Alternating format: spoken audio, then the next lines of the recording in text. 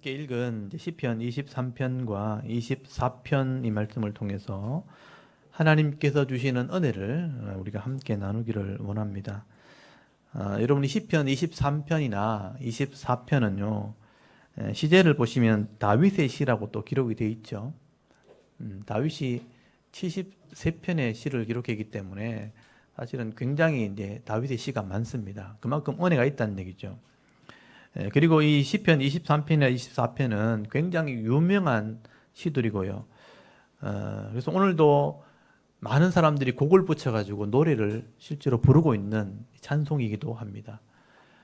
시편 23편은 여러분이 너무 많이 들어보셨죠. 24편은 많이 들어보시진 않았지만 사실은 유명한 시입니다.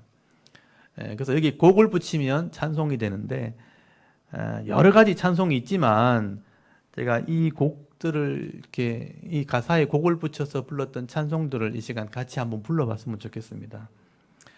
시편은 실제로 원래 찬송가거든요.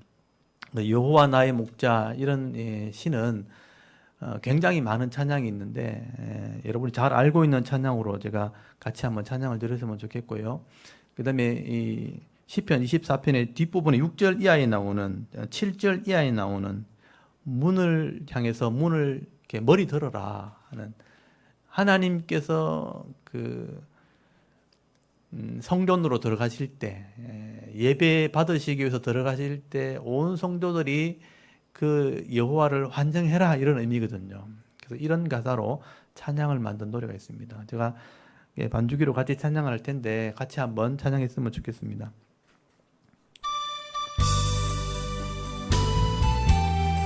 시편 23편 여호와는 나의 목자시니 찬양하겠습니다.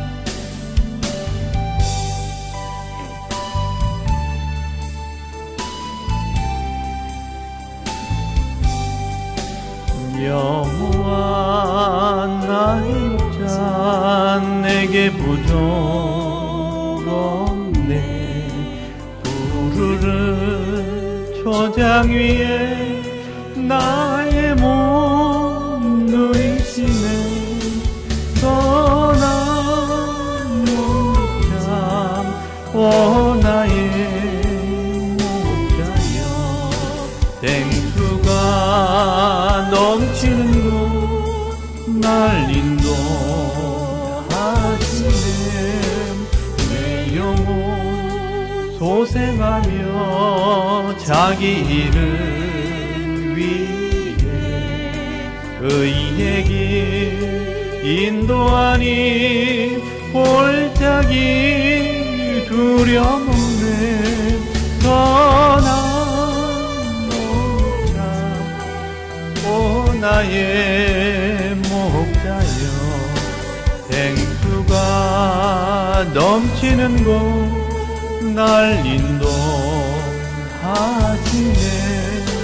주님의 지팡이가 안위 안에 나를, 주께서 원수 앞에 상으로 베푸시네. 선한 목자 오 나의 목자여, 땡수가 넘치는 곳 날 인도하시네. 기름을 머리 위에 바르시는 주님, 평생에 선하심과 인정 따르리니. 선한 목자 오 나의 목자여, 생수가 넘치는 곳 날 인도하시네.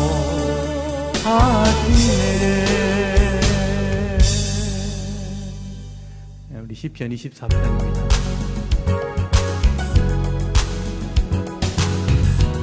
들으라 머리 들으라, 들으라 머리 들어라. 전립기어다 영원한 들으라. 영광의 왕 들어가시고 영광의 왕 들어가시고 문들아 머리 들어라 문들아 머리 들어라 들릴지어다 영원한 문들아 영광의 왕 들어가시고 영광의 왕 들어가신다 영광의 왕이시뉴 강하신 주로다 전쟁에 등하신 주시라 다 찬양 위대하신 왕께 만세 왕께 만세 당신은 영광의 왕이라 다 찬양 위대하신 왕 많이 들어보셨던 찬양이죠. 이렇게 곡을 붙이면 이런 찬송이 되는 이 말씀이 바로 시편의 말씀입니다. 그래서 이 시편 23편과 24편은 우리의 목자 되신 주님과 또 하나님과 또 왕이 되신 그 하나님을 노래한 시거든요. 그래서 이 시편 23편, 24편은 어떻게 보면 다윗의 신앙의 고백이라고 할 수 있습니다. 그렇기 때문에 오늘도 이 말씀을 이렇게 묵상하시면서 다윗의 신앙을 배울 수 있는 그런 은혜가 있기를 바랍니다. 먼저 제가 시편 23편을 좀 살펴볼 텐데요. 여러분 이 시편 23편은 우리에게 너무나 잘 알려진 시 중에 하나입니다. 다윗이 한 나라의 왕이 되었지만 어린 시절에 이 베들레헴 이 광야에서 목동으로 사역을 할 때 이 목자의 심정을 묵상하면서 기록한 시라고 할 수 있습니다. 여러분 다윗은 누구보다 양을 잘 먹이는 그런 목자였습니다. 그래서 누구보다 이 양을 사랑하는 마음이 있었기 때문에 이 목자의 마음을 잘 알고 있는 사람이 바로 다윗이었습니다. 그래서 이 다윗이 자기 양을 이렇게 먹일 때 아버지 양이죠, 사실은요. 아버지가 맡긴 이 양을 먹일 때 이 목자의 심정을 이렇게 묵상하는 거예요.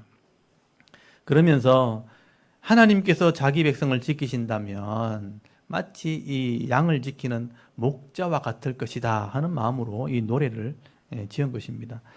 이 다윗이 얼마나 어릴 때 이 목자로서 사역을 잘 했는가 하면요. 다윗은 양을 위해서 목숨을 내놓은 사람이에요. 그래서 나중에 사무엘상 역사서를 읽어보시면요. 다윗이 양을 얼마나 잘 지켰는가 사울 왕에게 자기를 자랑하는 내용이 나옵니다. 여러분 사무엘상 17장 34절에 보면요. 사자나 곰이 와서 양의 새끼를 물어가면 따라가서 그 입에서 새끼를 건져내었다. 그리고 그 짐승이 나를 해하려고 하면 그 수염을 잡고 내가 쳐 죽였다. 그런 고백을 하는 것을 보게 됩니다. 이 다윗이 전쟁터에 나갔을 때 다윗이 골리앗을 죽이기 위해서 자기를 어필해야 되니까 내가 이런 사람이다 하고 할 때 내가 짐승과 싸웠던 사람이라 양을 위해서 내가 목숨 내놓고 싸웠던 사람이라 그렇게 고백을 한 것입니다. 이렇게 다윗은 어린 양 한 마리를 잃어버리지 않으려고 자기 목숨까지 내어놓을 수 있는 그런 목자였다는 것을 우리가 알 수 있는 거죠. 여러분 하나님께서 이런 다윗의 믿음을 보셨기 때문에 저 정도면 내 백성 맡기면 잘 지키겠구나. 그 어린 새끼 하나도 그렇게 지킨다면 어린 새끼 양 한 마리도 그렇게 지킨다면 내 백성을 맡기면 얼마나 잘 지키겠는가. 그 믿음을 보시고 이 다윗에게 왕의 직분을 준 거예요. 그래서 다윗은 이런 성실한 일꾼이었고 헌신된 일꾼이었다는 거예요. 그래서 다윗은 이 목동으로 양을 칠 때 그때 심정이나 또는 왕이 되었을 때나 이런 심정을 가지고 이 사명을 감당하게 되는 것입니다. 그러면서 다윗은 전능하신 하나님이 만약에 내 목자라면 어떻게 했는가 그걸 묵상하게 된 거죠. 만약에 나도 목자로서 이렇게 최선을 다했다면 하나님이 전능하신 하나님이 내 목자라면 절대로 내가 부족하지 않게 될 거다 하는 고백을 하게 되는 거죠. 여러분 거기 23편 1절 한번 보십시오. 여호와는 나의 목자시니 내가 내게 부족함이 없소리로다. 이건 다윗의 고백입니다. 어떻게 보면 신앙 고백이죠. 사실 이 목자라는 말도 여호와가 나의 목자시니라고 되어 있지만 사실은 이 목자란 말은 성경에 나오지 않아요. 이 목자란 말이 라아라는 말인데요. 이거는 이제 보통 먹인다, 돌본다라는 의미예요. 그리고 사람으로 치면 통치한다, 다스린다라는 의미예요. 제가 원어를 또 오늘 보여드릴게요. 이게 더 깊이 있게 하기 위해서 실제로 제가 보여드리겠습니다. 이건 이제 가사드리고요.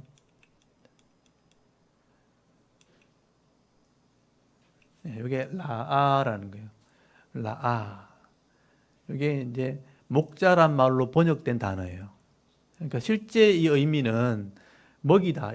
뭐를 이렇게 짐승 같으면 먹인다 또는 돌본다라는 의미를 가지고 있는 거예요. 사람 같으면 다스린다, 통치한다 이런 개념이에요. 그러니까 앞에는 여호와란 말이 나오거든요. 여호와가 라 한다면 이런 뜻이고요. 여호와가 나를 다스린다면 이런 의미죠. 여호와가 나를 다스린다면 나는 절대로 부족하지 않게 될 거다. 결핍함이 없게 될 거다.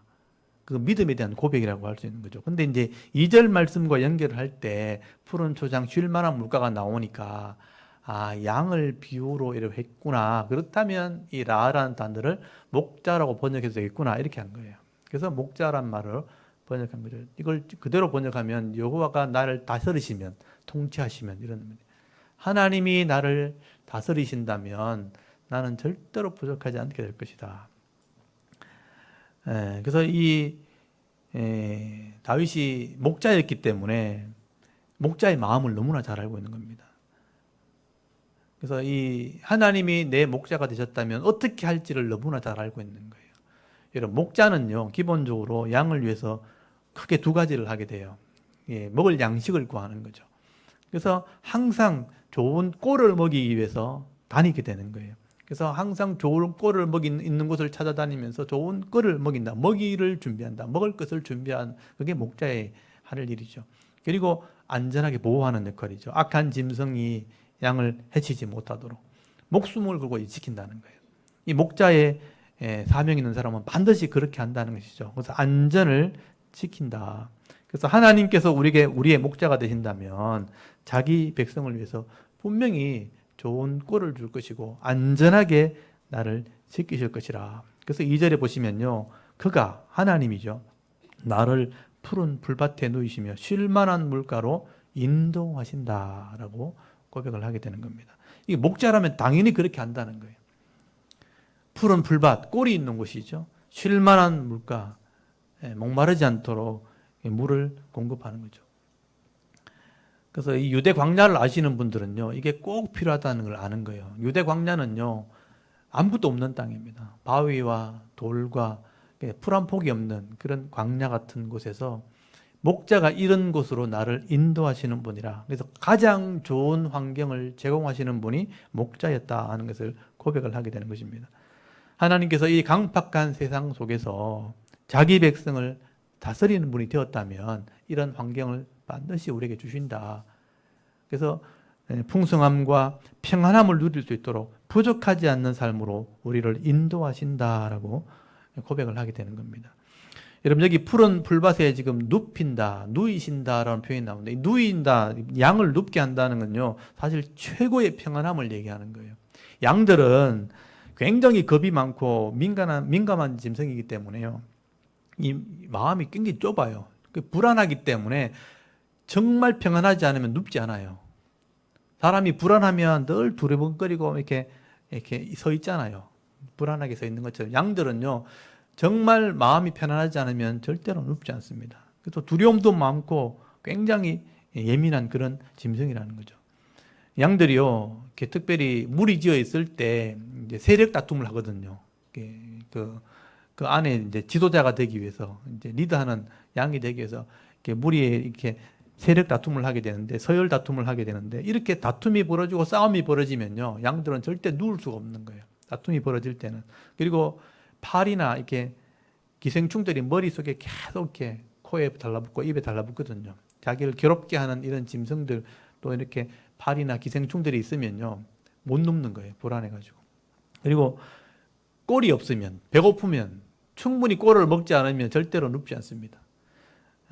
그렇기 때문에 하나님께서 이 목자가 되어서 우리를 눕게 하셨다, 양을 눕게 하셨다, 이런 표현은요, 이 땅에 우리의 모든 필요를 채워줄 뿐 아니라 부족하지 않도록 풍성함과 평안함을 누리게 하신다라는 의미가 되는 겁니다. 양이 누웠다고 표현되는 것은 가장 평안하게 되었다, 부족하지 않게 되었다, 그런 표현이죠. 사실 다윗은요, 평생 이런 은혜를 누렸다는 겁니다. 정말 힘든 인생을 살았는데 하나님이 이런 은혜와 복을 주셨기 때문에 이런 은혜가 있었다고 고백을 하는 겁니다. 늘 푸른 풀밭, 또 쉴만한 물가로 인도하신다. 그리고 3절에 보면요, 이 육적인 것뿐만 아니라 영적인 복을 주신다. 이 영혼을 회복시키는 분이 하나님이라고 노래를 하게 됩니다. 3절에는 내 영혼이 소성시킨다. 영혼을 소성시키시고 자기 이름을 위하여 의의 길로 인도하신다라고 노래하게 됩니다. 여기 영혼을 소생시킨다. 이 소생한다는 말이 사실은 회복한다는 뜻이에요. 회복한다. 나를 회복시켜 주신다. 하나님께서 이 말씀을 통해서 날마다 우리 영혼을 회복시켜 주시는 분이라. 그래서 의의 길로 갈 수 있도록, 바른 길로 갈 수 있도록 인도하는 분이 하나님이다라고 고백을 하게 되는 것입니다. 그래서 여러분, 우리가 이 땅에서 정말 믿을 수 있는 분은 여호와 하나님이죠. 그 하나님을 믿을 수 있는 겁니다. 그리고 4절 말씀해 보시면요, 세상의 이 고통 속에서도 나를 지키시는 분이 여호와 하나님이다라고 고백을 하게 되죠. 내가 사망의 엄침한 골짜기로 다닐지라도 해를 두려워하지 않을 것은 주께서 나와 함께 하심이라. 주의 지팡이와 막대기가 나를 안위하시나이다라고 노래를 하게 되죠. 여러분, 우리가 살아가는 이 세상은요, 사망의 엄침한 골짜기 같은 그런 세상이에요. 사실 우리가 살아가는 이 땅은요, 죽음의 고통 아래에 있는 땅입니다. 그래서 이 불교에서 인생을 논할 때 고통에서 벗어날 수 없는 그게 인생이다. 그래서 사고가 제일 유명하죠. 생로병사. 이 땅에 태어나는 게 고통이라는 거예요. 생명으로 이 땅에 고통에 들어오게 된다는 거죠. 그러면 딱 생명이 주어지면서부터 그때부터 늙는 고통, 나이가 드는 거지만 늙는 고통, 그리고 병드는 고통, 그리고 죽는 고통 속에 살 수밖에 없다. 이것을 절대 못 벗어난다. 그래서 생, 노, 늙을 노자에 병든다는 병자죠. 죽는 고통. 생로병사, 딱 요약하면 4가지 고통. 그걸 사고라 그래요. 그걸 나누면 8고가 나오고, 그 다음에 108번뇌가 나오게 되는 거예요. 자세하게 하면 각자의 이런 고통이 있는데, 이걸 절대로 벗어날 수 없는데, 이게 죽음의 고통 아래에 있는 것이다 라고 말하는 거예요. 그래서 마지막에 죽음으로 끝나는 겁니다. 여러분, TV 보시면 뉴스가 지금 계속 나올 때 제일 두려운 게 죽음에 대한 문제죠. 어떻게 죽었다는 거예요. 병들어 죽었다, 뭐 산사태 나가 죽었다, 물에 빠져서 죽었다, 교통사고 나서 죽었다, 칼에 찔려 죽었다, 스스로 죽었다. 이런 죽음에 대한 고통이 계속 이렇게 우리에게 전해진, 그게 제일 우리가 두려운 거죠. 다윗이 살 때도 마찬가지입니다. 그 상황이 달라서 그렇지 죽는 것은 똑같은 문제죠. 양을 치다가 사자 만나 물려 죽었다. 옛날에는 그랬을 거예요. 누구 아랫동네 누가 양 치러 가다 사자 만나가 죽었다더라. 죽은 얘기죠. 결국은. 또 이 광야에는요, 갑자기 비가 오면요, 아무것도 없기 때문에 와디라 그래가지고 들판인데 비가 오기 시작하면요, 갑자기 강이 돼버리는 거예요. 그 양치다가 썰려 내려와 버리는 거예요. 물에 썰려가 죽어버리는 거예요. 지금도 이스라엘에는요, 그게 광야를 걷다가 갑자기 비 오는 바람에 사고가 나는 사람이 굉장히 많습니다. 멀쩡한데 갑자기 우기 때 비가 갑자기 오거든요. 오면 골짜기에서 물이 막 썰려 내려오기 시작하는 거예요. 그 물에 떨려가 죽었더라. 전쟁에 나갔다가 죽었다더라. 병들어 죽었다더라. 또 친구하고 싸우다가 원수한테 맞아 죽었다더라. 옛날엔 다 그랬을 거예요. 이런 죽음의 고통, 이 사망의 엄침한 골짜기 같은 세상을 살아간다는 거죠. 그런데 하나님께서 나의 목자가 되신다면 하나님이 양을 지키듯이 지팡이와 막대기로 나를 안위하신다. 보호자가 되어주신다. 나의 피난처가 되어주신다라고 고백을 하게 되는 겁니다. 여러분, 여기 안위한다는 말도 사실은 이 나함이란 말이에요. 제가 한번 또 보여드릴게요. 나함이라는 단어인데, 요게 위로하다, 후회히다가 이거 후회하다예요. 못합니다. 나함이 위로하다. 동사로 쓰일 때는 위로한다. 그런 의미예요. 근데 여기 지키신다. 그렇게 썼는데 나를 위로해 주신다. 이런 의미예요. 그래서 나함이라는 말에서 나훔이라는 이름 들어보셨죠? 나훔. 선지자, 위로자 이런 뜻이에요. 머나햄 이런 말 들어보셨죠? 이름, 머나햄. 위로자라는 의미예요. 위로한다는 말에서 오게 된 거죠. 세상이 아무리 악하고 험악해도 하나님께서 지팡이와 막대기로 나를 지켜주시고 위로를 하시기 때문에 우리가 이 땅에서 두려워할 필요가 없다. 걱정할 필요가 없다라고 말하게 되는 것입니다. 사실 여기에 이제 지팡이와 막대기 나오는데 지팡이는 끝이 좀 꼬부라져 있어요. 그래서 이제 웅덩이 빠졌다든지 절벽에 이렇게 빠지면 목을 딱 걸어서 건지는 역할을 하는 게 지팡이입니다. 근데 막대기는 이제 길쭉하게 곧게 돼 있죠. 길게 돼 있기 때문에 잘못된 길을 가면요, 말 안 들으면 때리는 거예요. 막대기는 주로 때리는 역할, 엉덩이 팍 때리고 잘못된 길을 갈 때 바로 잡아주고 하는 그런 역할을 하게 되는 것입니다. 그래서 이제 지팡이로 건져주고 막대기로 때로는 때리면서 또 짐승을 쫓아가면서 그렇게 지키시는 분이 하나님이라. 조금 이걸 다른 말로 표현하면 우리를 위해서 싸워주시는 분이라, 우리를 구원해 주시는 분이라, 그렇게 노래하게 되는 것입니다. 그래서 세상은 분명히 악하고 죽음이 있는 이 엄침한 골짜기 같은 세상이지만 하나님께서 지팡이로 나를 건져주시기도 하고요, 또는 막대기로 나를 때리시면서 우리를 보호하신다, 위로해 주신다라고 말씀을 하게 되죠.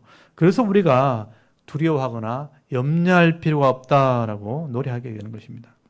그리고 5절에 보시면요, 원수들 앞에서도 은혜를 베풀어 준다라고 말씀하죠. 주께서 내 원수의 목전에서, 얼굴 앞에서 내게 상을, 이렇게 잔치상이죠, 잔치상, 상을 차려주시고 기름을 내 머리에 부으셨으니 내 잔이 넘치나이다라고 노래를 하게 됩니다. 여러분, 이 땅에서 우리가 하나님이 주신 은혜를 누리게 되는데 내게 주신 분복이 다 있거든요. 근데 이걸 빼앗으려고 하는 존재가 있다는 거예요. 영적으로는 사탄이에요. 하나님 주신 분복을 못 누리게 하려고, 그걸 빼앗으려고. 그리고 세상적으로는 나의 대적들이 있는 거죠. 악한 자들이 내 것을 빼앗으려고 공격하고 대적하는 게 이 세상입니다. 그래서 그것 때문에 우리가 늘 긴장을 하는 거예요. 내 건데 잃어버릴 수 있기 때문에 늘 이것 때문에 지키려고, 또 이것을 더 가지려고 막 긴장을 하고, 그것 때문에 막 분돈하고 화도 나고 싸우고 다투고 하는 일들, 그래서 짜증나는 인생을 우리가 살아가게 되는 겁니다. 근데 여러분, 이런 대적들이 생겼을 때 내가 악으로 악을 대하지 않고 하나님 방법대로, 내가 세상적인 방법으로 그걸 이기려고 하지 않고 하나님께 맡기기만 한다면 하나님이 내게 위로자가 되어주시고 내 문제를 해결해 주시는 분이 되어준다라고 말씀을 하게 되는 것이죠. 하나님이 나를 위해서 싸워줄 때 여러분, 원수들보다 이기는 자가 된다고 다윗이 고백을 하게 되는 것입니다. 원수들 앞에 상을 차려준다는 게 뭐냐면요, 원수들 앞에서 나를 대우해 준다, 이런 뜻이에요. 저는 이런 것을 굉장히 많이 경험했어요. 보통 이제 영적으로 문제가 생기면 내가 계획하지 않는 일들이 막 벌어지게 돼가지고 막 내가 하고 싶은 일을 못하게 되는 일이 벌어지거든요. 그걸 영적 싸움이라 그래요. 분명히 이건 내가 해야 될 일이고 선한 일인데 못하게 하는 일들이 막 벌어지기 시작하는 거예요. 그때 막 마음이 힘들어지는 거예요. 분돈하고 억울하기도 하고 힘들고, 그걸 관리하지 못하면 거기서부터 죄가 나요. 이 마음이 관리가 안 되면 거기서 죄가 나오는 거죠. 욕을 하거나 원망을 하거나 다른 사람을 이렇게 핑계대기 시작하면 그게 죄가 되기 시작하는 거예요. 그래서 다툼이 벌어지게 되는 거예요. 이 영적인 싸움입니다. 근데 악한 자들이 나를 실제로 물리적으로 힘들게 할 때도 있어요. 근데 그것을 인간적으로 해결하려고 하지 않고 하나님께 맡기게 되어지면 하나님이 나를 위해 싸워주시는데 그런 원수들 앞에서 대우받게 하시는 거죠. 저는 그렇게 하지 않고 악으로 대하지 않았는데 하나님이 그들 앞에서 칭찬받게 하시는 거죠. 상을 받게 하신다. 이 잔치상을 베풀어 준다는 게 뭐냐면 두 가지 의미가 있는데, 그들 앞에서 내가 대우받게 한다라는 의미가 있고, 또 원수와 화친하게 될 때 잔치상을 벌이거든요. 계약한다 할 때, 상대방과 좋은 관계를 맺을 때 잔치를 하게 되거든요. 그러면 문제가 해결된다, 이런 의미도 있어요. 분명히 악한 사람이었는데 같이 상에 앉게 되는, 그런 의미가 뭐냐면 화친하게 된다는 의미도 있는 거예요. 원수였는데 화친하게 된다. 원수였는데 내가 대우받게 된다 하는 그런 복을 받게 된다고 고백을 하게 되는 거죠. 이 다윗이 그런 것을 경험했다는 거예요. 원수 앞에서 상을 차려주시고 내 머리에 기름을 부으셨다. 이 기름을 부으셨다. 내 잔이 넘친다. 이런 의미는 뭐냐면요. 귀한 대접을 받았다는 뜻이에요. 귀한 손님이 왔을 때 기름을 향수를 바르는 거예요. 예수님이 십자가 사역을 앞둘 때 그 마리아가 기름 붓죠. 대우한다는 의미예요. 대제사장의 역할을 대우한다는 거죠. 귀하게 대접한다, 대우한다라는 의미가 되는 것입니다. 내가 원수 앞에서도 나를 힘들게 하는 그런 악한 자 앞에서도 내게 상을 차려주시고 내게 가장 귀한 것으로 대우하시는 분이 하나님이다. 하나님이 이기게 하신다라고 고백을 하게 되는 거죠. 그래서 6절이 결론입니다. 내 평생에, 내 인생 가운데 선하심과 인자하심이 반드시 나를 따라다니는 인생이 된다는 거예요. 그래서 내가 여호와의 집에 영원히 살게 된다. 이 영원이란 말이 들어간 것은 하늘을 말하는 거예요. 이 땅에서도 분명히 어려운 세상인데 선하심과 인자심이 나를 따라다닌다는 거예요. 그러니까 위로가 되는 거죠. 그리고 영원히 하늘나라에 가는 거죠. 이 땅에서도 복을 받고 영원한 복도 누리게 되는 것이다. 여호와가 나의 목자가 된다면 이 땅에서는 하나님의 선하심과 인자심이 따라다니는 인생이 될 것이고, 여기 선하심과 인자심 많이 들어보셨죠? 성경에 많이 나오죠? 이게 여러분이 많이 들었던 말이에요. 그러니까 토부라는 말과 헤세드란 말, 그것도 제가 보여드릴게요. 이거는 여러분이 알고 있으면 좋은 거예요. 여기 토부, 헤세드 많이 들어보셨죠? 토부, 좋다 이런 의미, 좋다. 그렇게 좋다는 의미에서 선하다 이런 의미도 돼요. 둘 다 번역이 되는 거예요. 하나님이 창조하시고 나서 보시기에 좋았더라 할 때 토부라고 하잖아요. 선하신 하나님 할 때 토부라는 말 쓰게 돼요. 그리고 헤세드, 사랑, 인애, 또 긍휼 다 포함되는 거예요. 헤세드. 그래서 하나님 내게 긍휼을 베풀어 주십시오. 뭐 나를 사랑해 주십시오. 이러면 우리말이잖아요. 근데 하나님 더 잘 알아들으려면 하나님 헤세드 그러면 끝나요. 헤세드가 긍휼이에요. 사랑이에요. 인애예요. 헤세드라는 단어가 하나님이 제일 많이 쓰는 단어예요. 하나님이 인자하시다, 또 사랑이 많으시다, 긍휼이 많으시다 할 때 헤세드라는 단어. 그 토부하고 헤세드만 있으면요, 이 땅에 부족함이 없게 되는 거예요. 좋고 그리고 인자, 긍휼하심이 있는. 그래서 하나님이 나의 목자가 되시면 나는 토부와 헤세드가 따라다니는 인생이 되는 겁니다. 다윗이 고백하는 것이죠. 그래서 나는 영원히 여호와의 집에 거하게 될 것이다. 하나님 나라에 들어간다는 얘기죠. 여러분, 이 다윗의 노래는요, 하나님을 믿는 성도가 받게 되는 이 영육간의 복을 가장 아름답게 표현한 시라고 할 수 있어요. 그래서 시편 23편을 이렇게 암송을 하면 마음이 편해지잖아요. 제가 이제 수술을 받을 때 내가 도저히 감당할 수 없는 그런 곳에 이렇게 들어가게 될 때 제가 항상 시편 23편을 외우거든요. 여호와가 나의 목자시니 내게 부족함이 없으리로다. 내가 사망의 엄중한 골짜기를 다닐지라도 내가 해를 두려워하지 않을 것은 주께서 나와 함께 하심이라. 주의 집 방위와 막대가 나를 안위하시나이다. 제가 하다 못해 스케일링 할 때 힘든데 하나님 여호와가 나의 목자시니 이러면서 치과 치료받을 때 꼭 제가 이걸 외웁니다. 너무 힘들어가지고. 그래서 관리를 잘해야 되는데 또 스케일링은 6개월에 한 번씩 해야 된다 그러잖아요. 한 번씩 할 때 아프거든요, 이게. 내가 어떻게 할 수 없는 아픔이니까 5번에만 잘 견디게 해주십시오. 여호와가 나의 목자시니 또 외우는 거예요. 그러니까 힘들 때 제가 이 말씀을 이렇게 암송을 합니다. 이거는 지금 외우시면 돼요. 시편 23편은 6절밖에 안 되니까 외우십시오. 안 그러면 찬양하듯이 하시면 돼요. 그래서 인생에 성도들이 받을 복을 가장 아름답게 표현한 시가 시편 23편이다. 그리고 이 다윗이 이 평생 이 은혜를 받아 누렸기 때문에 이건 다윗의 신앙 고백이라고 할 수 있는 것입니다. 그러면 오늘 저와 여러분도 이 땅에 살아가는 동안 이 다윗이 누렸던 이 성도의 복을 다 받아 누릴 수 있기를 바랍니다. 우리가 예수 믿는다고 세상을 변화시킬 수는 없죠.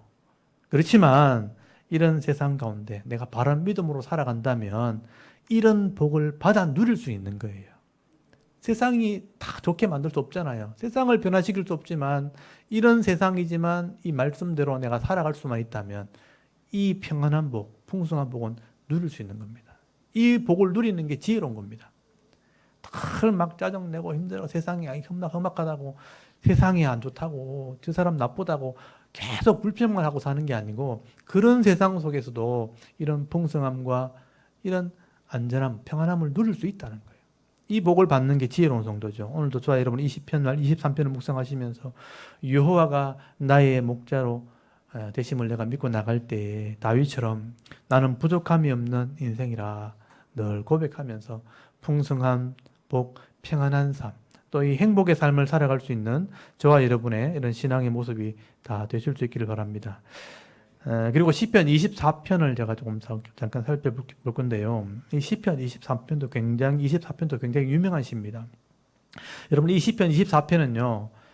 하나님의 그 임재를 상징하는 법궤가 예루살렘 왕궁으로 다윗의 왕궁으로 들어올 때 불렀던 노래로 알려져 있습니다.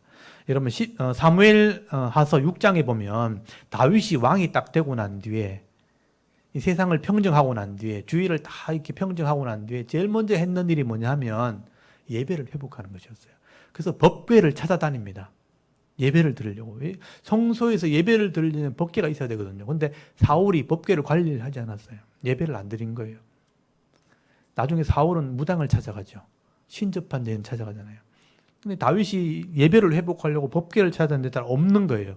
그래서 막 수소문해서 찾다가 어디서 찾냐면 기랏 이아림이라는 곳에 가서 찾게 됩니다. 그러니까 나무밭에 가서 찾게 돼요.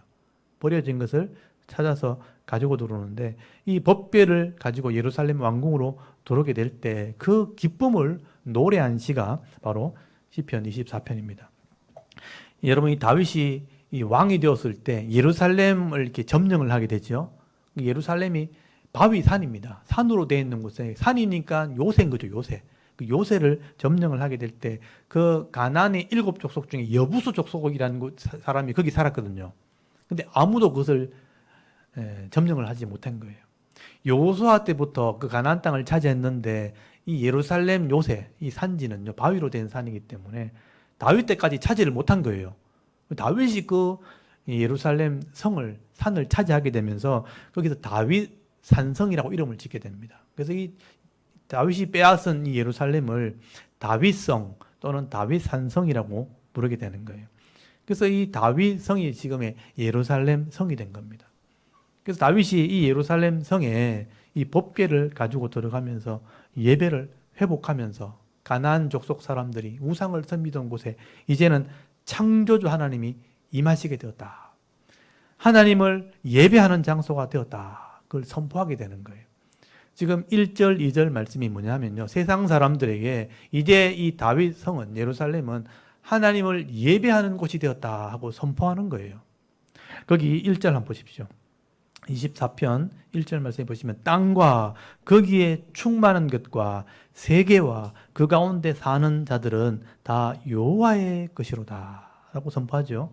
여호와께서 그 터를 바다 위에 세우시며 강들 위에 건설하셨도다. 지금 여기 보시면 땅과 거기에 충만한 것들이니까 땅에 있는 모든 것들이잖아요. 땅과 거기에 충만한 것들 그리고 세계란 단어가 나오죠. 세계 이게 모든 지구 전체를 얘기하는 거예요. 이거는 이 단어가 그런 단어예요. 지구 전체를 얘기하는 거죠. 또 그 가운데 사는 자들이니까 모든 사람들이죠. 그러니까 이건 이스라엘 백성들에게만 말하는 게 아니란 뜻이에요. 이 땅에 있는 모든 것들과 이 땅에 사는 모든 사람들은 들어라. 하나님이 창조주가 되신다. 모든 것이 위에 세우시고 건설하시는 분이 하나님이라. 여러분 여호와 하나님이 창조주가 되시기 때문에 땅에 있는 모든 것들, 세계와 세상에 있는 모든 것들을 다 하나님이 이 땅을 창조했다는 것을 알아라라고 선포를 하게 되는 것입니다. 그리고 다윗은 이 창조주 하나님을 상징하는 이 법궤가 거룩한 산, 이 시온산에 옮겨진다는 거죠. 그럴 때 예배가 진행되어지면 과연 어떤 사람이 예배를 드릴 수 있겠는가? 여러분 3절부터 보시면요. 이 법궤가 들어오게 되어지면 과연 어떤 사람이 예배를 드릴 수 있겠는가? 한번 보십시오. 3절에 여호와의 산에 오를 자 누구며 그의 거룩한 곳에 설 자가 누구인가? 라고 질문을 하게 됩니다. 여기 거룩한 곳, 법궤가 들어가는 곳, 예루살렘을 얘기하는 거예요. 다윗의 왕궁을 얘기하는 것입니다. 여러분 이것을 좀 신약적으로 해석하게 되어지면 과연 누가 하나님께 예배할 수 있겠는가? 법궤가 들어왔을 때 누가 이 산에 올라올 수 있겠는가? 이 말은 신약적으로는 누가 하나님 앞에 나와 예배할 수 있겠는가? 여러분 4절 한번 보십시오. 그 손이 깨끗하며 마음이 청결하며 뜻을 허탄한 데 두지 아니하며 거짓 맹세하지 아니하는 자로다 라고 고백을 하게 되죠. 여기 손이 깨끗하고요. 손은 삶을 얘기하는 거예요. 또 마음이 청결하고 뜻은 영혼을 얘기해. 뜻은 영혼이 허탄한데 마음을 두지 않냐고. 또 거짓을 맹세하지 않는 이런 사람들이 하나님께 예배할 수 있다. 그렇게 말씀을 하게 되는 것입니다. 여러분 이런 마음, 손과 마음 또 영혼이 악하지 않고 거짓되지 않고 청결한 사람 누굽니까? 바로 성도를 얘기하는 거예요. 성도들만이 하나님께 나와 예배할 수 있다. 이 성도는요, 하나님 말씀을 믿고 순종하는 사람들이기 때문에 손이 깨끗하고 또 마음도 청결하고 거짓을 행하지 않는 자들이라고 말씀을 하게 되는 것입니다. 여러분 이런 사람들만이 하나님께 나와 예배할 수 있다. 그리고 5절 6절에 보시면요, 이런 예배하는 자는 이런 복을 받게 될 것이다. 그는 여호와께 복을 받고 구원의 하나님께 의를 얻으리니. 의는 꼭 구원을 의미하는 거죠. 이는 여호와를 찾는 족속이요 야곱의 하나님의 얼굴을 구하는 자로다라고 말씀을 하게 됩니다. 여러분 하나님께 복을 받고 이 구원의 하나님께 의라고 칭함받게 된다. 의인이라 의를 얻게 되는 사람, 의롭게 된 사람, 구원받은 성도를 말하는 것이죠. 이런 사람이요 여호와를 찾게 되고 하나님의 얼굴을 찾게 된다. 예배할 수 있게 되어진다라고 말씀을 하게 되는 겁니다. 이걸 좀 정리를 하게 되면요, 누가 과연 이 거룩한 산, 법궤가 있는 예배 자리에 나올 수 있겠는가? 하나님의 은혜로 구원받은 성도들이 하나님께 나와 예배드릴 수 있다는 것입니다. 또 그들의 삶은 여호와를 찾는 삶이고 그 손은 정결할 것이고 그 마음이 헛된 것을 따르지 않고 거짓을 행하지 않는 그런 삶을 사는 성도들이 하나님께 나와 예배할 수 있다라고 말씀을 하게 되는 것입니다.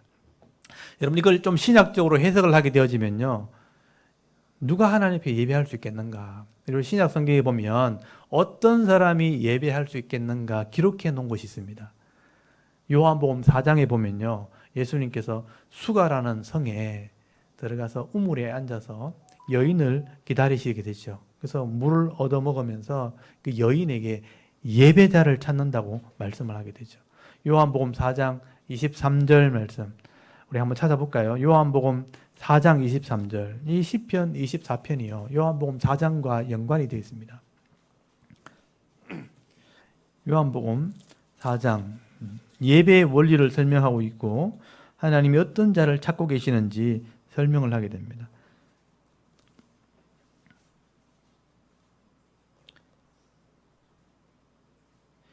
22절부터 24절까지를 한번 읽어보겠습니다. 예배라는 말이 나오게 되죠. 22절부터 24절까지 요한복음 4장 22절부터 24절까지 한번 읽습니다. 시작.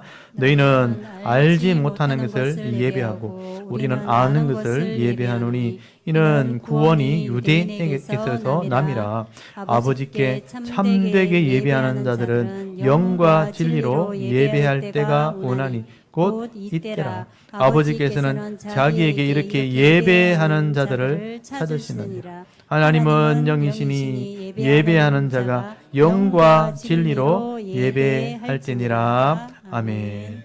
여기 보시면 예수님께서 이 수가성 여인, 여기 사마리아 지역이기 때문에 유대인들은 절대로 지나가지 않는 곳인데 예수님 일부러 들어가셨죠.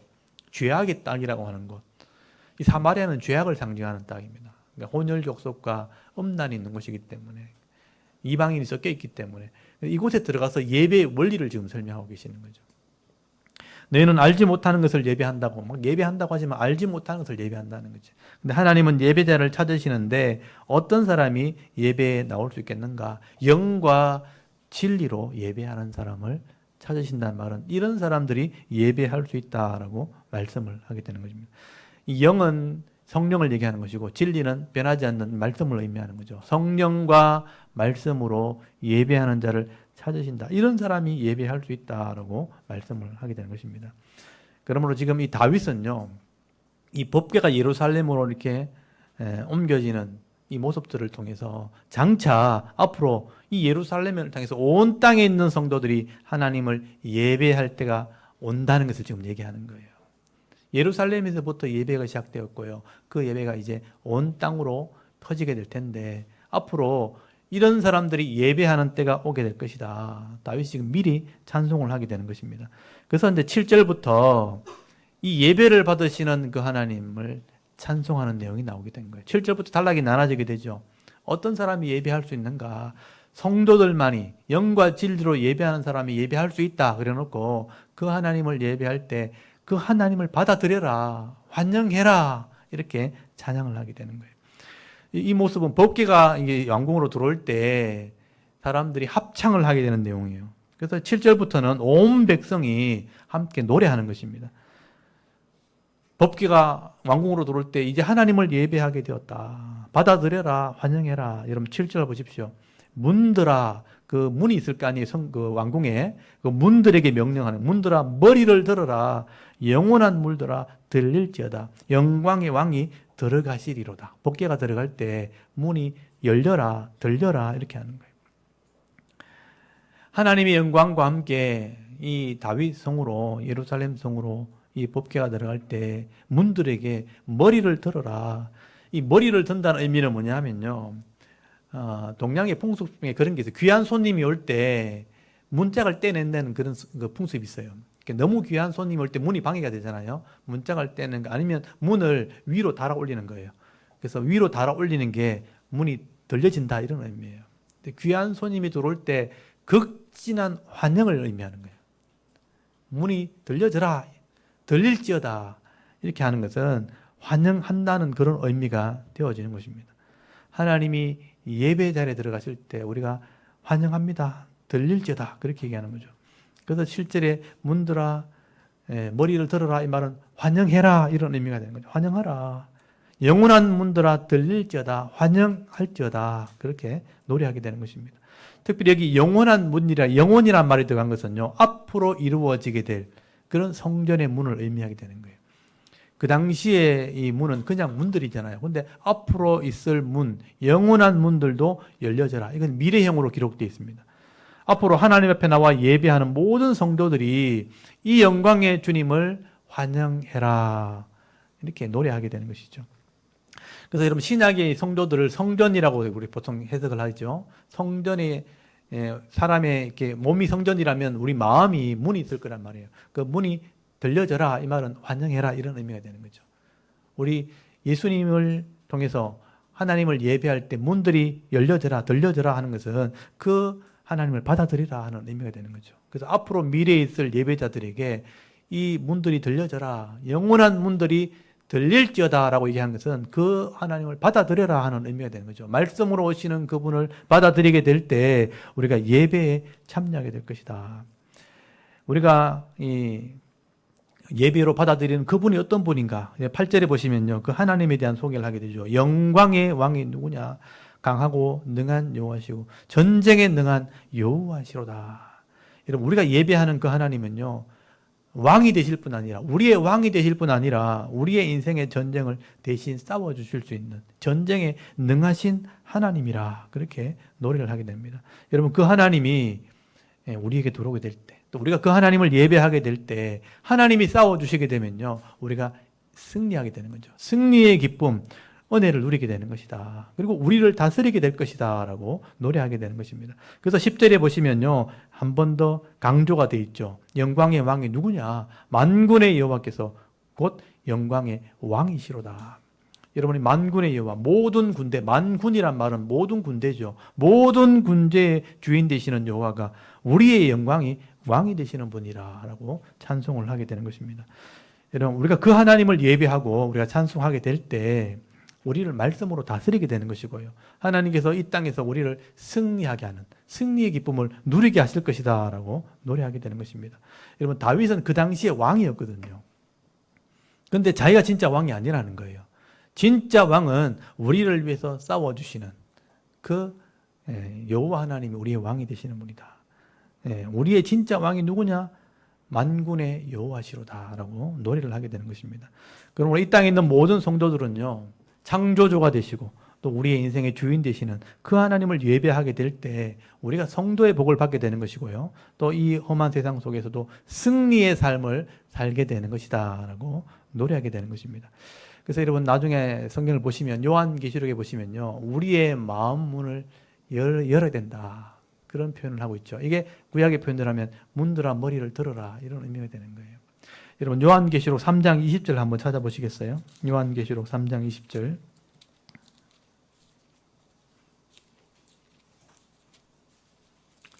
요한계시록 3장 20절.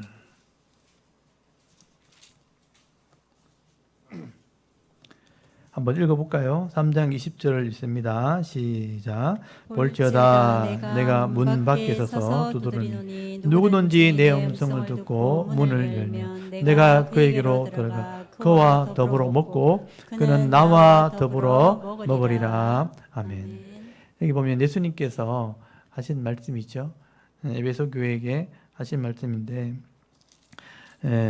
문 밖에서 내가 두드리느니 누구든지 내 음성을 듣고 문을 열면, 문들이 들리면 내가 들어가게 될 것이고 먹고 마시며 교제하게 될 것이다. 누구든지 이 마음의 문을 열면, 영광의 주님을 받아들이게 되어지면 이 땅에 주님과 동행하는 삶을 살게 될 것이고 승리의 삶을 살게 된다.